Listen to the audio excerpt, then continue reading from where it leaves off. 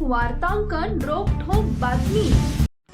महाराष्ट्राच्या राजकारणात राष्ट्रवादी काँग्रेसमध्ये पुन्हा एकदा मोठ्या राजकीय हालचालींना वेग आल्याची चर्चा रंगू लागली आहे। पक्षातील अंतर्गत घडामोडींनी नवा ट्विस्ट घेतल्याचे संकेत मिळत असून अजित पवार गटातील तब्बल 22 आमदारांनी गुप्तपणे शरद पवारांची भेट घेतल्याची माहिती समोर येते।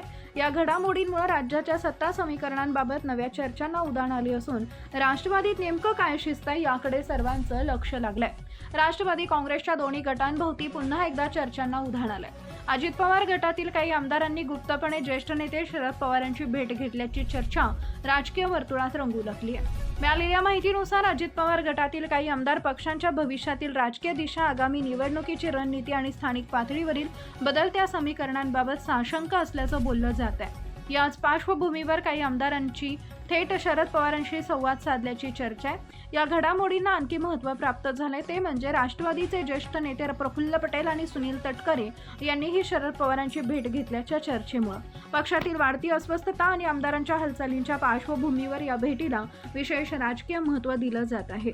मात्र या बैठकीत नेमकी कोणती चर्चा झाली, कोणते आमदार सहभागी होते किंवा पुढील रणनीती काय असणार आहे याबाबत अधिकृत स्तरावर कोणती माहिती अद्याप समोर आलेली नाहीये। महाराष्ट्रातील महत्त्वाच्या आणि ताज्या बातम्या पाहण्यासाठी आमच्या जय हो न्यूज चॅनलला सबस्क्राईब करा आणि बेल आयकॉन प्रेस करा।